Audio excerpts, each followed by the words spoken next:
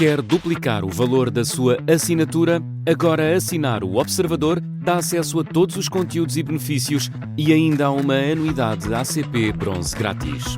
Terá vantagens que vão desde plano de saúde gratuito a descontos em combustível. Esta é uma assinatura que vale por duas. Assine hoje em observador.pt com 45% de desconto. 5 horas.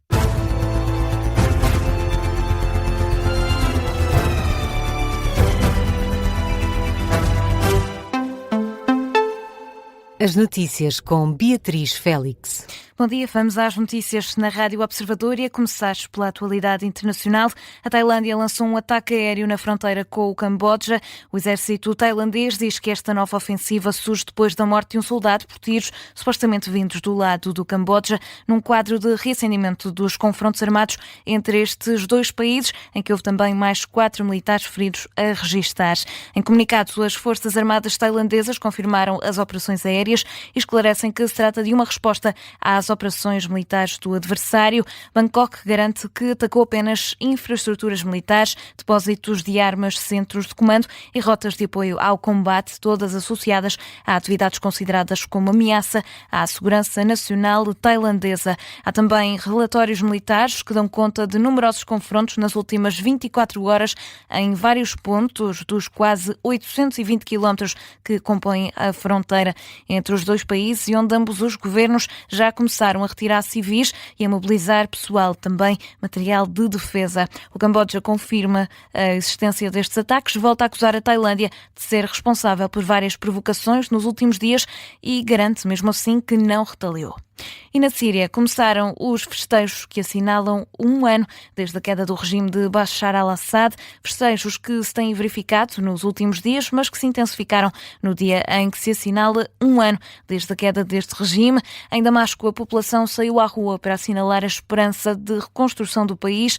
A acompanhar estas celebrações estão os enviados especiais do Observador, Cátia Bruno e João Porfírio, na capital da Síria, e na rua foram milhares a celebrar João Porfírio. Muitos foguetes no ar a serem atirados pelas próprias pessoas dentro dos seus carros.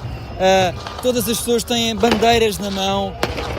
Existe aqui uma euforia gigantesca aqui na capital da Síria. Recordo que há exatamente um ano o regime de Bashar al-Assad caiu depois de mais de 15 anos de ditadura na Síria. As cidades estão hoje destruídas, mas são tempos que chegam agora ao fim. Faz hoje exatamente um ano que Bashar al-Assad abandonou o país depois de os rebeldes terem conseguido conquistar todas as principais cidades do país, começando pelo norte, por Alepo, descendo por Homs e terminando em Damasco, a capital da Síria.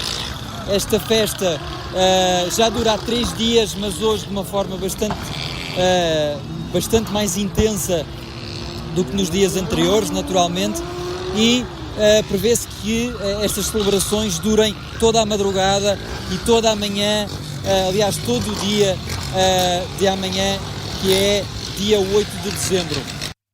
Então, o relato de João Porfírio, que, juntamente com a Cátia Bruno, estão em Damasco a acompanhar as celebrações desde um ano da queda do regime de Bashar al-Assad, que foi deposto depois de uma iniciativa relâmpago dos rebeldes e ainda com um país em reconstrução.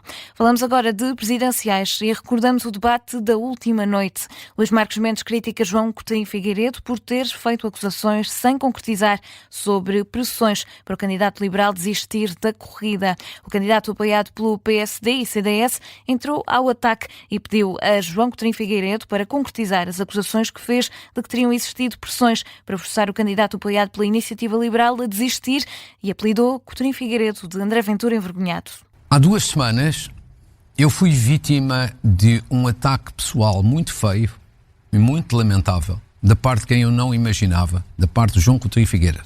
Em concreto, João Coutinho Figueiredo, numa entrevista ao Expresso há cerca de 2 semanas, disse que eu, ou pessoas por mim, o pressionaram para desistir da sua candidatura. Eu considero uma acusação muito séria e muito grave. E nunca foi concretizada. João Coutinho Figueiredo continuou sem concretizar e, em resposta, sugeriu que Luís Marcos Mendes tem algo a esconder sobre o passado profissional. Publiquei um livro há poucas semanas, onde explico toda a minha vida profissional. Sei que vai ser um livro seu, na quarta-feira, em que resumo os 18 anos desde que saiu do governo até hoje, em 5 páginas. E, portanto, ficamos sem saber exatamente. Estamos ou não estamos de acordo que a transparência e a vida profissional das pessoas, os contactos e as relações que tiveram são importantes para um Presidente da República? Não, são ou não são? Desculpa. Deixa-me introduzir... Só uma questão muito simples. Eu tenho estado arredado deste debate que tem sido... Não, é na ignorância, Luís Marcos Mendes. Não, tem alguma coisa a concretizar? Tem alguma coisa a acusar? Diga, que eu respondo. Eu vou responder com uma pergunta retórica. Tem alguma coisa a esconder? Porque é que aqueles 18 anos... Não, nada. Então... Já sobre o pacote laboral, Coutinho Figueiredo acusa Luís Marcos Mendes de não se comprometer e assume que promulgaria a reforma proposta pelo Governo se fosse Presidente da República. Uma vez Presidente, o recato e a moderação e a descrição relativamente à influência que tem nestas matérias será a regra, mas não enquanto candidato. Isto parece que é evidente, temos a obrigação de nos dar a conhecer. Eu digo, promulgaria esta legislação laboral na versão mais recente que tenho conhecimento, que já não é exatamente a mesma que foi proposta a 24 de julho ao Conselho Permanente de Concertação Social. Já Luís Marcos Mendes diz que não compete a um Presidente pronunciar-se nesta fase do debate. Este é um processo longo. Insisto, vou-me repetir porque acho que é necessário. Estamos num anteprojeto, depois haveremos de ter um projeto, uma proposta de lei e uma lei, são meses.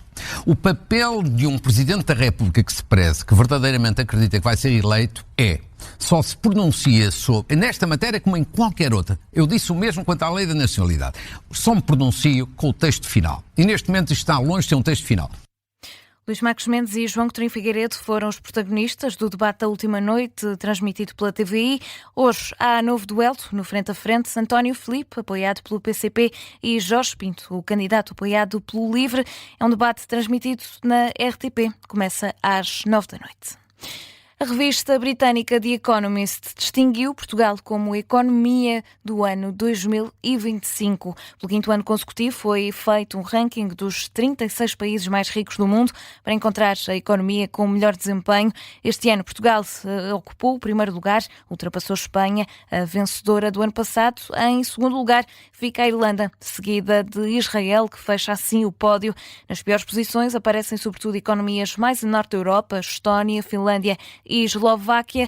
Segundo estes resultados, em 2025 Portugal conseguiu então combinar um forte crescimento do PIB, a baixa inflação e um mercado de ações em alta. E perante esta distinção, Luís Montenegro fala da necessidade de avançar com reformas. Através de uma publicação na rede social X, o Primeiro-Ministro aproveita a referência da revista britânica, que considera Portugal como economia do ano, para defender a necessidade de reformar o país. Luís Montenegro fala numa justa aclamação do mérito e do trabalho dos portugueses e reforça a motivação do Governo para reformar com coragem, criar emprego, aumentar salários e reforçar o Estado Social. Em vésperas de greve geral, Luís Montenegro aproveita esta referência para defender a implementação de reformas no país que façam a economia portuguesa crescer. E o líder do PS acusa o Governo de estar a tentar promover um leilão sobre os aumentos salariais. José Luís Carneiro aponta falhas à retórica de Montenegro, que no sábado manifestou o desejo de aumentar o salário mínimo para 1.600 euros. À entrada para uma sessão evocativa a Mário Soares, José Luís Carneiro afirmou que o objetivo de todos os políticos é dar melhores condições de vida e melhores salários aos trabalhadores, mas que Luís Montenegro está a tornar essa iniciativa num leilão com pouca dignidade. Os termos em que o Primeiro-Ministro está a apresentar estas propostas são termos que não dignificam o sentido do compromisso e até a honradez da palavra que se deve dar aos trabalhadores e que não merecem que lhes faça isto numa altura em que os seus representantes estão a preparar e depois de tomarem uma decisão naturalmente muito refletida sobre uma greve geral. É pouco digno de um Primeiro-Ministro, em vésperas de uma greve geral, estar com esta espécie de leilão de valorizações salariais.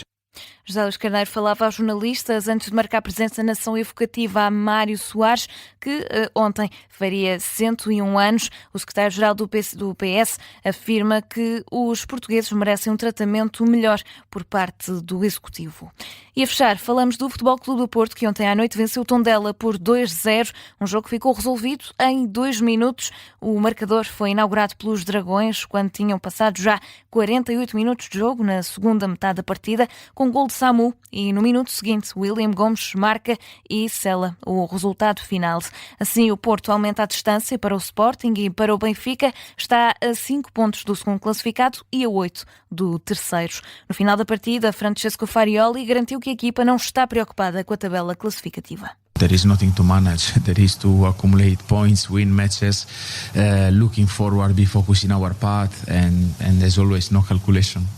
São declarações de Francesco Farioli no final do jogo, em que diz também estar concentrado no caminho do Porto, ainda sem cálculos quanto à classificação final. Já o técnico do Tondela, Cristiano Bacci, disse estar orgulhoso da atitude da equipa viziense. Nos pormenores nós temos que melhorar, eu estou consciente disto. A Malta, em final, foram 2 golos, na minha opinião, de borla. Ok? Mas pronto, temos que assumir isto, temos que trabalhar, mas também não posso ser não contente do que eu vi, porque a Malta mostrou entrega, mostrou crença, não mostrou medo frente a uma equipa fortíssima como é o Porto. São declarações de Cristiano Bacci, treinador do Tondela, depois do jogo que terminou com o resultado favorável ao Porto, 2-0. A 13ª jornada encerra hoje com o jogo entre o Vitória de Guimarães e o Gil Vicente. Está marcado para as 8h30 da noite. E assim fechamos este jornal das 5 da manhã. A informação fica por aqui. Está de regresso daqui a pouco às 5h30 com a síntese de notícias.